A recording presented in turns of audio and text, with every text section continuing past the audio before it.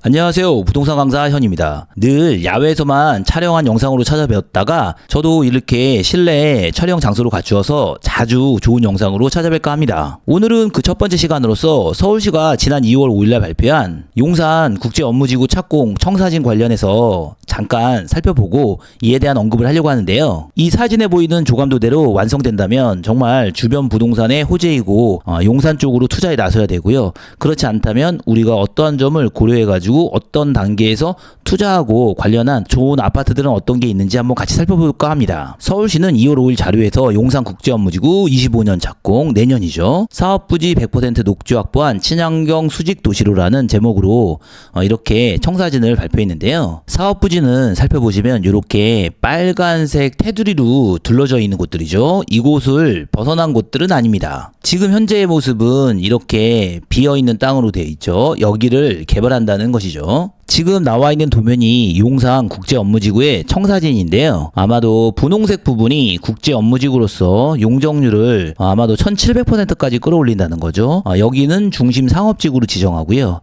뒤에 파란색과 옅은 파란색 부분이 업무 복합, 그 다음에 업무 지원 시설로 용적률을 900%까지 올려가지고 일반 상업지로 해가지고 개발을 한다는 겁니다. 특이한 점은 이렇게 초록색 부분이 공중공원을 만들고 주변에 야락 U자 모양으로 이렇게 공원들을 만들고 이런 모양으로 도시를 국제업무지구를 배치한다는 것이죠. 쉽게 청사진을 가지고 설명을 드리면 과거 2000년대 초반에 국제업무지구를 추진한 적이 있습니다. 그때 당시는 이렇게 한강 쪽으로 나오게 설계가 되어 있었습니다. 지금 여기 북한강 성원이라든가 시범 증산 이런 아파트들을 수용해서 이쪽 한강변으로 나오게 되어 있는데 그 사업이 무산되고 나서는 한강변으로는 수용해가지고 나올 수가 없습니다. 그러니까 이번에는 용산역 방향 쪽으로 설계를 해서 전체적으로는 용산역을 바라보고 있습니다. 이 자료를 보시고 하면 더 명확한데요. 아마 이쪽이 용산역 방향이고 그 다음에 특이하게 공중공원이 있죠.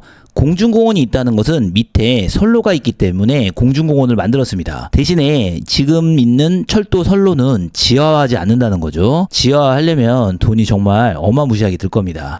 조감도는 정말 멋있습니다. 이렇게 100층 이상의 빌딩과 수직에도 공원 같은 것들을 갖추고 있고요. 여기가 공중공원이고 그 뒤로 업무 지원 시설 같은 것들이 배치되어 있죠. 그래서 이쪽으로는 오피스텔도 들어오고 주거용 같은 것들도 들어오고 그렇습니다. 자, 지금 보이는 청사진은 용산역 쪽에서 용산공원 쪽을 바라보는 장면입니다. 이 두 동짜리가 레미안 용산 더 센트럴이고 그 다음에 여기에 용산 푸르지오가 될 것 같고요. 그 다음에 이 부분이 용산 센트럴파크, 그 다음에 시티파크, 그 다음에 아스테리움 쪽이 돼가지고 되고요. 이렇게 용산공원 쪽으로 길을 만듭니다. 그리고 요게 보이면 요 밑으로가 도면에 보시다 보면 지하로 이렇게 몰을 만드는 멋진 모습입니다. 자, 이 조감도를 보면 이 용산공원의 핵심인 공중공원이 보입니다. 이렇게 콘서트장도 만들고요. 이렇게 다양한 상징적인 조형물도 만들고 그 다음에 이쪽을 보면은 철도가 지나가는 걸로 봐가지고는 이 공중공원은 철도 선로 위로 올려가지고 만든 것임을 알 수 있습니다. 이 부분은 서빙고에서 남산 쪽을 바라보고요. 이 위에가 스카이 트레일이라 그래가지고 45층 높이에서 빙 둘러가지고 한강을 조망하게 만들었습니다. 이 조감도에서는 멋지게 여의도 방면을 볼 수 있고 정말 이런 모습으로 나온다면 너무 멋있겠네요. 간략하게 살펴본 바와 같이 서울시는 이렇게 멋진 청사진의 조감도를 들이고 용산 업무지구 개발 계획을 발표했습니다. 여기서 부동산 관련하는 사람으로서 주의할 점은 뭐냐면 이게 만일에 가시적인 기간 내에 이런 모습으로 다가온다면 용산 전체, 맞은편 여의도, 그 다음에 마포 이런 쪽에 과감하게 투자에 나서야 될 듯 하고요. 그렇지 않다면 시간을 좀 지켜보면서 단계적으로 접근해야 할 듯한데요. 과연 이게 가시적인 기간 내에 다가올 수 있는 계획일까요? 그 해답은 여기에 있는데요. 이 용산 국제업무지구 개발 방식은 코레일과 SH공사가 분담을 해가지고 하는 방식입니다. 그런데 이 코레일과 SH공사에서 만들어진 법인이 전체적인 용산의 건물이라든가 땅을 다 조성하는 게 아니고요. 땅은 이런 사업 시행자가 조성을 하고 민간이 이 땅을 분양받아서 건축을 하는 방식으로 들어오게 됩니다. 그래서 사업비가 51조로 책정을 했지만 이 민간이 여기에 투자를 해야 되는 이런 요인들이 있습니다. 그렇다고 했을 때 이 건물들을 SH나 코레일이 짓는 게 아니고요. 땅만 제공을 하고 그 다음에 이 건물을 짓는 건 땅을 분양받은 민간업자들이 여기에 들어와야 됩니다. 그런데 여기서 문제점이 생기는 거죠. 과연 이 필지를 분양받은 민간업자들이 경기가 안 좋고 금리가 높은데 과연 이런 건축 행위를 할 수 있을까 하는 점인데요. 오늘도 뉴스에 나왔죠. 삼성동에 보면 현대자동차 그룹이 이렇게 100층 정도를 짓겠다라고 해서 사업을 벌이고 있는 장소가 있죠. 그런데 100층이 아니라 설계 변경을 해가지고 한 50층 정도로 여러 동으로 짓는 개발 변경 신청 계획을 했습니다. 그러니까 지금 이런 상황에서 대기업도 요 작은 필지를 개발하는 게 어려운데 용산 국제 업무지구에 이렇게 고금리와 부동산 경기가 안 좋은 상황에서 과연 들어올 기업들이 얼마나 될까 하는 부분들인 거죠. 또한 조감도는 이런 모습으로 생겼지만 만일에 개별 민간업자들이 분양을 받아서 건축을 한다면 어떤 가이드라인은 있겠지만 지금 보이시는 조감도의 모습은 영원히 똑같지는 않을 겁니다. 다양한 모습으로 나타나겠죠. 자, 그렇다면 이러한 개발 계획이 의미 없는 것이냐? 꼭 그렇지만은 않습니다. 어찌됐든 간에 서울시는 첫 삽을 뜨기를 원하는 것이고요. 지금 25년도 정도의 기반시설을 착공해가지고 기반시설을 준공하고 그 다음에 여러 가지 단계별로 진행을 합니다. 그런 이런 계획은 서울시만의 계획이고 민간업자들이 여기에 들어와서 건축행위를 하고 그런 것들은 좀 상당 부분 시간이 걸릴 것입니다.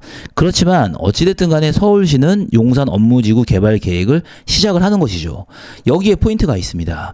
중요한 것은 지금 당장 어떤 큰 성과는 나지 않겠지만 이미 시작했기 때문에 단계별로 상황을 지켜보면서 용산이라든가 주변에 투자해야 될 포인트들이 무엇이 있는가 그런 것들을 한번 생각해 보는 것도 의미 있는 것이죠.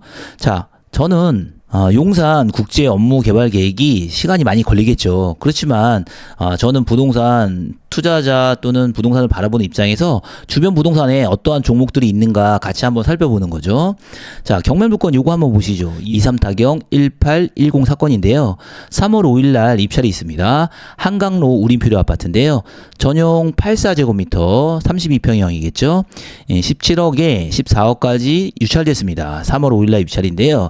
이 아파트가 제가 생각하기에는 가장 수혜 단지가 아닐까 그런 생각이 드는데요. 보시면 요런 모양이고요.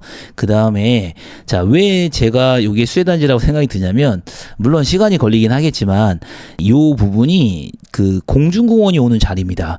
지금 기존의 우린필류는 이렇게 철도 선로가 지나가고 좀 뭐랄까요, 지하철하고도 멀어가지고 투자 대상으로서는 조금 시끄럽기도 하고 가격은 꽤 비싸요. 생각보다 비싼데 나중에 개발 용산 업무지구 개발계획이 확정되면 이 부분이 공중공원이 들어오는 자리라서 도면으로 보시면 자 보세요. 빨간 지구만 사업지구입니다. 요 나머지 지역들은 존치 않은 구역이라서 바로 우린필류가 공중공원 바로 옆이고 요 철도 선로는 살짝 도면상으로 보시게 되면 이렇게 덮개로 덮여 있는 모습이고요. 이 조감도에서는 이렇게 우린필류가 없죠. 그런데 이 공원 옆이래 가지고 이 우린필류가 가장 수혜를 입는 단지가 될 듯해요. 또 이 물건을 보시면 자, 한강로 센트럴 파크죠. 3월 12일 날 입찰이 있네요. 23타경 55596 사건입니다. 전용 면적 34제곱미터, 신건으로서 31억에 나와 있고요. 유찰돼서 24억입니다. 좀 여담이지만 용산은 좋다라는 건 알겠는데 정말 저렴하게 접근할 수 있는 물건이 거의 없어요. 너무 금액대도 크고 좀 아쉽죠. 좀 옛날에 접근했다면 할 수도 있는데 전반적으로 덩어리도 너무 크고 이런 금액대가 너무 커서 너무 소액으로 접근할 수 있는 종목은 거의 없다라는 게 용산 지역의 좀 단점이긴 합니다. 자, 이 센트럴 여기 경매 물건이죠. 이 경매 물건이어가지고 이 지금은 여기가 보시게 되면 이렇게 비어 있습니다. 비어 있고 경매가 나온 동 뒤쪽으로 이렇게 비어 있는데요. 사진 조감도로 보시면 여기가 공원이 되는 것이고 그 밑으로 몰이 들어오는 겁니다. 그러니 이런 한강로 3가 센트럴 파크 이런 물건도 좋고요. 다음은 이런 물건도 어떠신가요? 지금 경매 물건으로 나와 있네요. 23타경 55268 사건 3월 10일 날 입찰이네요. 현대 한강아파트 전용 84제곱미터 19억에서 15억까지 유찰됐습니다. 이렇게 사진에서 보이듯이 이렇게 벌써 한강이 보이죠. 조감도로 보시게 되면 다음 걸 보시게 되면 그렇죠. 이 조감도의 이쪽 한강철교 옆에 있는 두 동짜리 중에 이 두 번째 정도 되는 물건입니다. 경매 물건 3개 다 모두 다 권리상 큰 문제는 없는 물건이고요. 이렇게 현재 진행되고 있습니다. 자, 서울시가 야심차게 용산국제업무지구 개발 계획을 발표했습니다. 그래서 청사진도 제시했고 여러 호재다라고 말이 많지만 결국은 주된 사업은 택지개발 조성 사업입니다. 결국은 민간이 주도하는 사업이라서 이 금리와 부동산 시장 환경에 영향을 받을 수밖에 없습니다. 지금은 금리가 이렇게 높잖아요. 부동산 시장 환경도 너무 안 좋고 경제 환경도 너무 안 좋기 때문에 지금은 반드시 서울시의 목표대로 갈 수가 없습니다. 아마 사업 시기가 조율될 수 있고요. 서울시의 조감도 정말 멋있습니다. 저도 그렇게 꼭 됐으면 좋겠는데 그런 모습은 절대 나올 수가 없습니다. 민간이 짓기 때문에 그대로 지을 수가 없고요. 아마 나중에 완성된 모습은 너무나 다른 모습이겠죠. 그러면 우리는 여기를 아예 관심을 꺼야 되느냐? 그렇지 않습니다. 여전히 파급력 있는 사업입니다.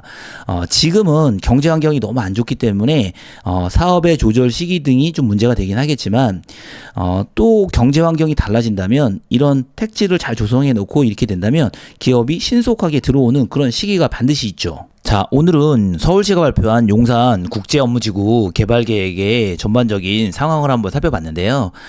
이런 개발 계획이 나왔을 때 너무 급하게 투자에 나서거나 그러지 마시고 어떤 계획의 본질, 그 다음에 사건의 본질을 좀 파악하신 다음에 단계별로 주변 부동산 시장을 접근하시는 게 어떨까 합니다.